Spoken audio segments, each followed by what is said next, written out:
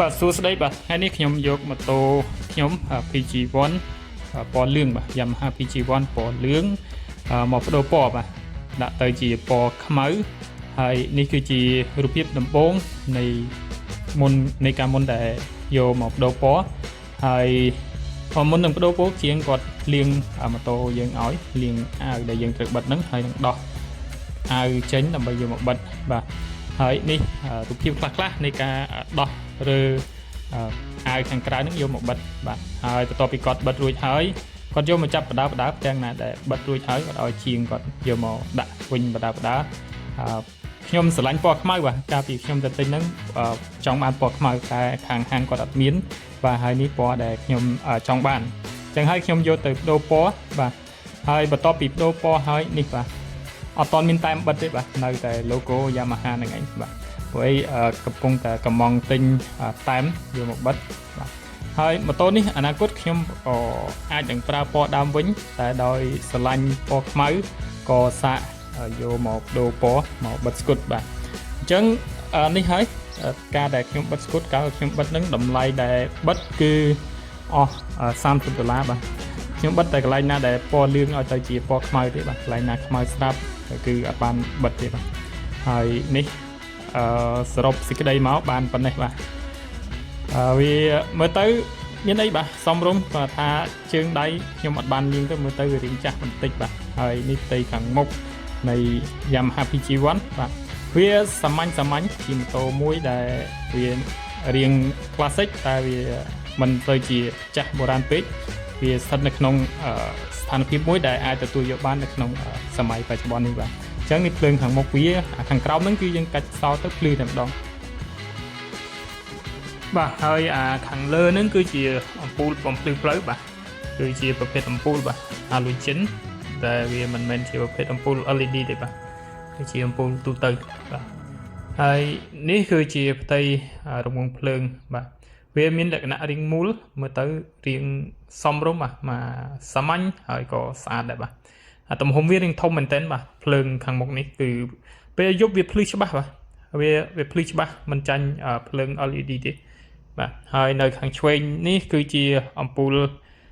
stop បាទសញ្ញោឆ្វេងស្ដាំហ្នឹងបាទវាជាប្រភេទអំពូល halogen ដែរជាប្រភេទអំពូលធម្មតាដែលមានព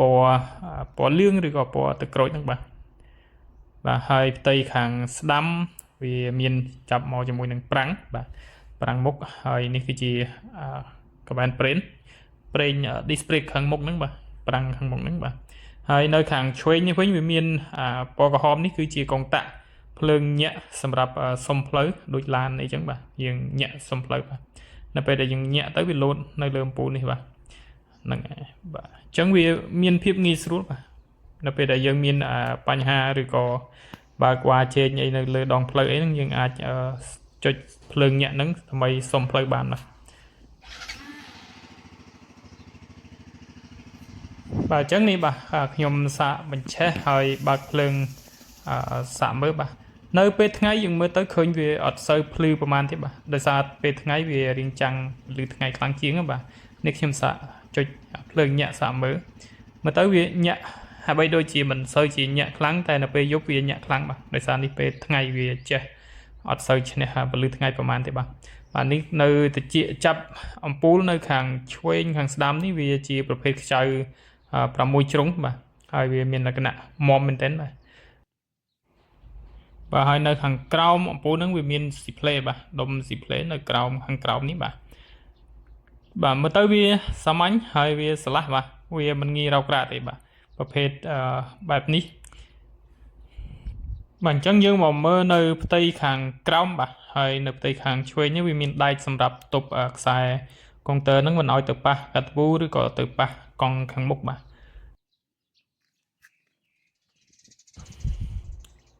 អញ្ចឹងយើងមកមើលផ្ទៃខាងស្ដាំវិញម្ដងបាទនៅខាងលើឃើញថាកាត់វូគាត់ខាងក្រុមហ៊ុនគាត់ដាក់មករៀងទាបពេកបាទបើសិនជាអាចថាលើកខ្ពស់ជាងកង់បន្តិចក៏ល្អដែរបាទវាអាចនឹងយើងបើកផ្លូវស្អិតទៅវាអាចនឹងជាប់បាទបើសិនជាខ្នល់កៅស៊ូមិនជាបញ្ហាទេបាទហើយនេះបាទប្រភេទប្រាំងមុខគឺជាប្រភេទប្រាំងបែប disc brake បាទឬក៏គេហៅថាប្រាំងថាសអីហ្នឹងបាទ vì mà tới việc mình là cái nặng nghi xuống nông cá chỉ tới vì dừng miền cá chọc riêng bận nhập ấy nắng vềสวัสดิភាពបាទវាចាប់បានតន់ពេលវេលាបាទហើយនេះកាតាប៊ូក្រោយក៏វារៀងកឹបពេកដែរបាទតែវាអាចការពារបានច្រើនបាទការពារដីឬក៏គ្រោះដែលសាយទៅប៉ះនឹងម៉ាស៊ីនខាងក្រោយបាទអូខេបាទអញ្ចឹងយើងមកមើលរង្វង់កង់បាទទំហំកង់គឺជាទំហំលេខ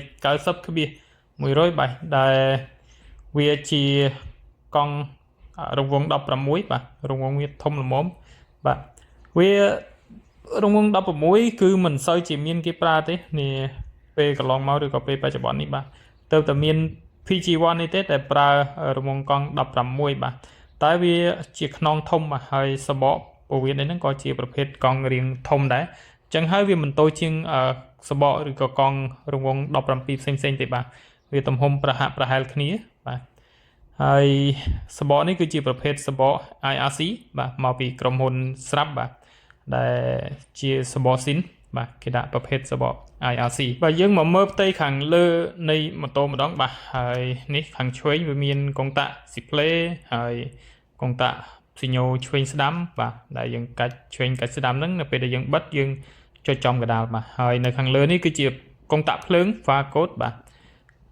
យើងចុចទៅមុខទៅភ្លើងខ្ពស់បាទចុចមកក្រោយភ្លើងទាបហើយខាងមុខនេះគឺជាកុងតាក់សុំផ្លូវបាទឬក៏ភ្លើងញាក់នៅភ្លើងខាងមុខហ្នឹងបាទអញ្ចឹងនេះនៅផ្ទៃខាងលើកុងទ័រវាមានលក្ខណៈបែបសាមញ្ញហើយវា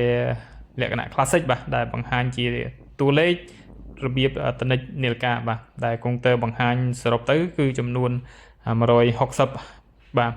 តែពេលរត់មែនទែនទៅអាចថាបានត្រឹម100ក៏ឬក៏100តិចតួចទេបាទហើយនៅខាងក្រោមនេះគឺជាចំនួនគីឡូដែលខ្ញុំប្រើរត់បាន4517គីឡូហើយបាទកុងទ័រនេះវាមើលទៅវាសាមញ្ញមែនទែនបាទហើយនេះវាបង្ហាញជាចង្កឹះលេខហ្គៀនេះ1 2 3 4ហ្នឹងបាទដែលវាជន់ទៅមុខរហូតបាទវាចុចវិលចុះឡើងបាទហើយនេះខាងឆ្វេងនេះគឺជាសញ្ញានៅពេលដែលយើងដោះចង្កឹះលេខអស់វាលោតអក្សរ N បែបនេះបាទហើយសោក៏វាសាមញ្ញដែរបាទសោគឺសោបែបធម្មតាបើនៅពេលដែលយើង lock ក៏យើង lock បានតែមួយចំហៀងទេបាទយើងកាច់មកខាងឆ្វេងយើងចាក់សោកបាទកាច់ទៅខាងស្ដាំចាក់ខាងទីម៉ូតូនេះបាទហើយនេះខ្ញុំសាកបើកកាច់សោសាកមើលឲ្យវាបង្ហាញតួលេខនៃ gear បាទអញ្ចឹងនៅផ្ទៃខាងលើនេះគឺវាបង្ហាញអំពីកុងទ័រសាំងបាទឬក៏តនិចសាំងតែវាបង្ហាញនៅត្រង់ចំណុចអក្សរ E ខាងក្រោមនេះវាពណ៌ក្រហមនេះបង្ហាញថាសាំងយើងចិត្តអស់ហើយអក្សរ F នៅខាងលើគឺបង្ហាញថាសាំងយើងនៅច្រើននៅពេញបាទអញ្ចឹងនេះគឺជារូបភាពទូទៅនៃផ្ទៃកុងទ័រខាងលើនៃម៉ូតូ Yamaha PG1 បាទអញ្ចឹងយើងមកមើលសោបាទសោនេះគឺជាប្រភេទសោធម្មតាសាមញ្ញបាទហើយនេះបាទសោយើងកាច់មកខាងឆ្វេងវា lock ហើយសោនេះវាកាច់ lock បានតែខាងឆ្វេងទេបាទកាច់ទៅខាងស្ដាំវាចាក់សោកអត់កើតទេបាទយើង lock ចាក់សោកបានតែមកខាងឆ្វេងទេបាទហើយនេះសោវាមានភ្ជាប់ឬក៏បង្ហាញជា logo Yamaha នៅខាងលើហ្នឹងបាទសាមញ្ញមែនទែនបាទសោនេះបាទ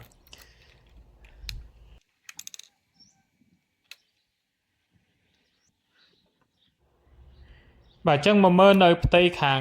ស្ដាំវិញបាទវាមានកុងតាក់សម្រាប់ចុចភ្លើងនេះកុងតាក់នេះមិនមែនជាកុងតាក់បិទបើកភ្លើងទេបាទវាជាកុងតាក់សម្រាប់ញាក់ភ្លើងខាងមុខសងខាងនេះបាទញាក់ភ្លើង stop ឲ្យវាលោតព្រមគ្នាបាទនៅពេលដែលយើងឈប់ឬក៏យើងផ្ដល់សញ្ញាចតអីហ្នឹងបាទយើងអាចចុចបើកបានបាទវាលោតទាំងពីរសងខាងហើយខាងលើនេះគឺជាកុងតាក់ off run បាទនៅពេលដែលយើងឈប់យើងអត់ជិះអីយើងអាចកាច់វាទៅខាងមុខនៅពេលដែលយើងកាច់សោឬក៏បញ្ឆេះហ្នឹងវាអត់ឆេះទេបាទតោះតែយើងចុចកុងតាក់នឹងមកខាងក្រោយបានវាដេកឆេះបាទហើយនេះខាងមុខនេះវាមាន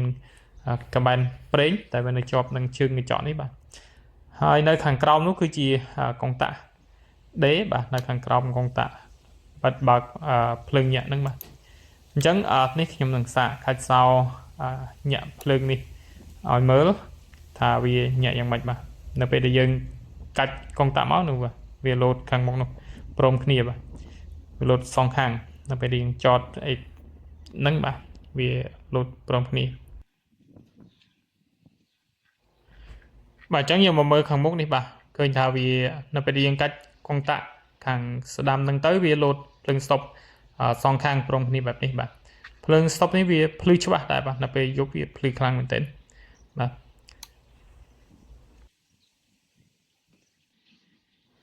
បាទអញ្ចឹងផ្ទៃខាងមុខគឺខ្ញុំបានបង្ហាញនឹងរៀបរាប់លម្អិត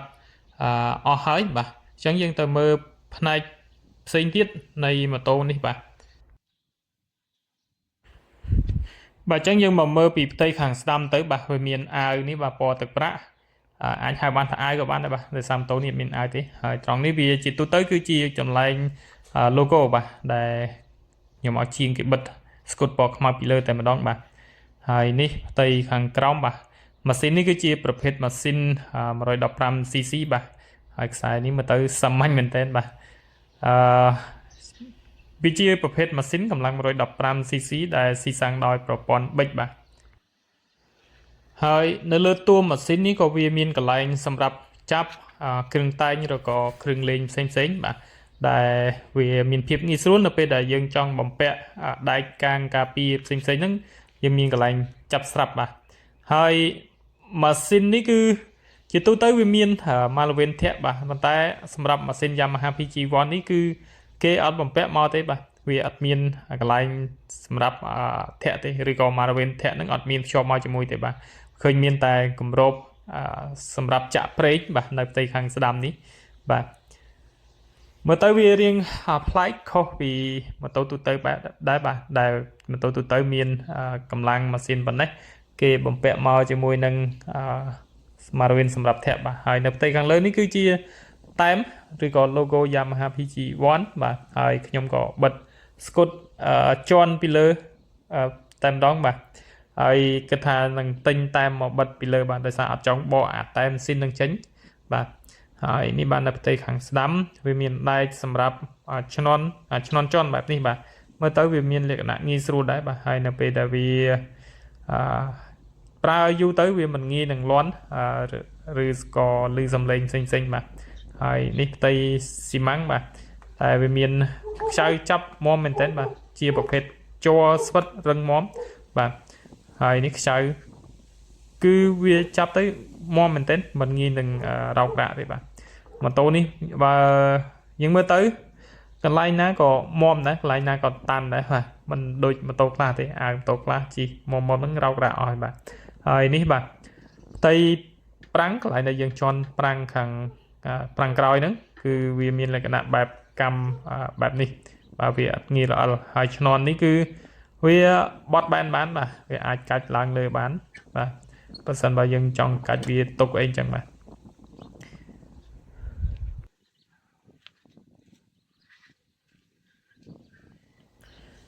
អូខេបាទអញ្ចឹងយើងមកមើលផ្ទៃខាងក្រោយបន្តទៀតបាទហើយនេះគឺជាប៊ុំខាងក្រោយ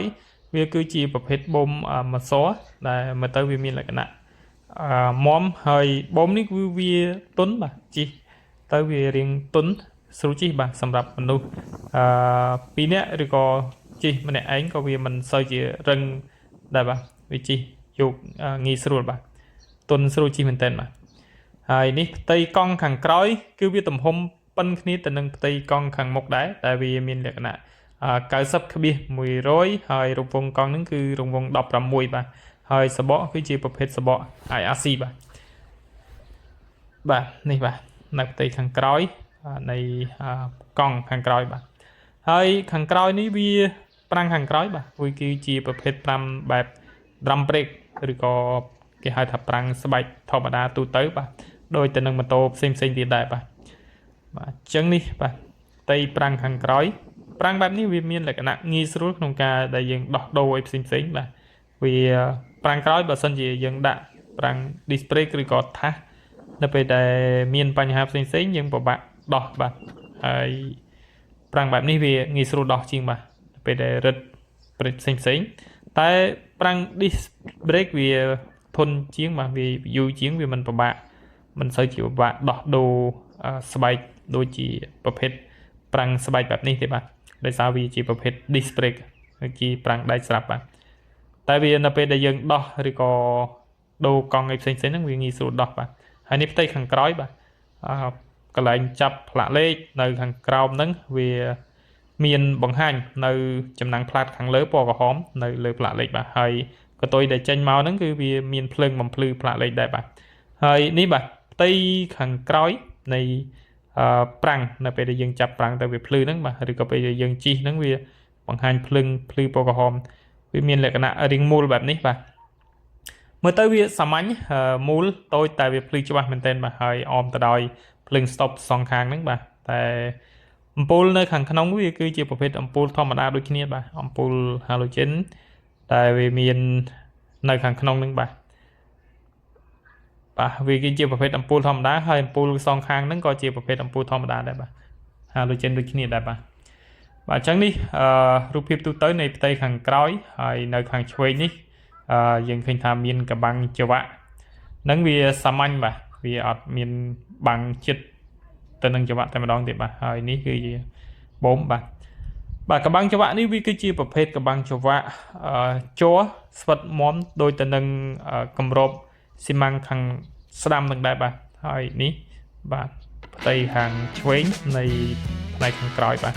នេះបាទជ័រនេះវាស្វិតមាំមែនទែនជ័រខាងក្រោយនេះបាទវាអាចថាធន់ហើយវាមានលក្ខណៈប្រើប្រាស់បានយូរ